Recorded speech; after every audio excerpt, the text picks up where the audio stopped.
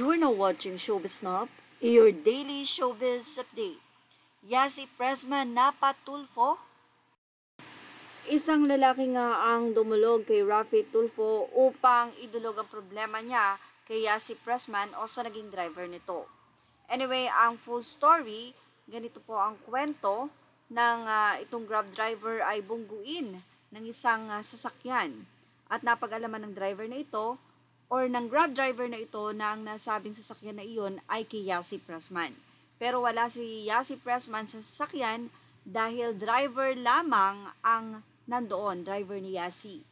Kaya naman ang ginawa ng Grab driver, nakipag-usap sa driver ni Yasi para makompute yung damage nung kanyang kotse na ginagamit niya sa pagtatrabaho o sa Grab.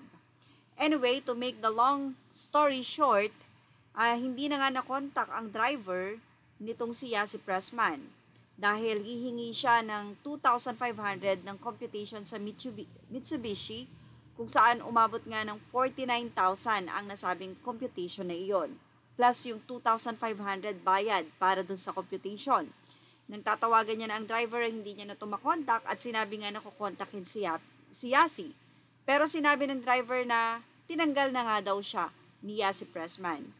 At sa Tulfo mismo, nakipag-usap itong si Yasi at sinabi ni Yasi na babayaran niya pati yung araw, yung 11 days na hindi nga nakabiyahe si kuya dahil na din doon sa sasakyan na hindi niya nga magamit ng maayos, hindi niya maisara ng maayos ang pinto doon sa likod dahil na rin sa pagkakabangga.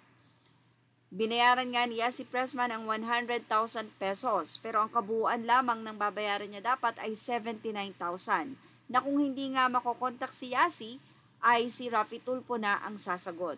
Pero very good naman si Yasi dahil after nga ng mga ilang minuto or ilang oras ng kanilang diskusyon doon sa Raffy Tulfo at yung nagreklamo ay nakipag-ugnayan na nga si Yasi Pressman at doon nga niya nalaman na ganong kalaki yung damage na dapat niyang bayaran kay Sir Grab driver, which is naging responsible naman si Yasi Pressman.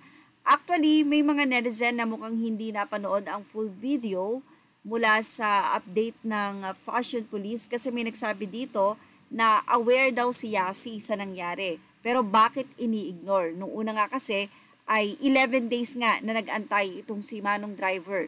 Kung hindi pa siya dumulog doon kay Raffy Tulfo, baka mas maraming days pa yung kanyang antayin at baka hindi siya asikasuhin ni Yasi Pressman. At dahil na ito ay naitulfo na, kaya lang siya inayos. Ang ilan naman ay nakapanood kaya alam nila na nagbigay ng 100,000 si Yasi. Sabi ng ilang netizen, good job Yasi for being humble, bayad agad tapos usapan, humanga ako sa kanya. Say naman ng isa, humanga kung di natulfo, hindi yan magbabayad. Kung di pa natulfo, wala daw balak bayaran. Kaloka. Anyway, simulat sa pool pa lang kasi ay alam naman na ni Yasi at nakipag-ugnayan na sa kanya yung tinanggal na driver. Dapat daw agad-agad ay inasikaso na ito. Well, ano po masisay nyo dito? Nagkamali nga ba si Yasi dito? Kaya lang ba siya nagpakitang gilas ay dahil natulfo? Yan ang ating Showbiz Snob update. Images are all credit to the rightful owners. Thank you for watching Showbiz Now.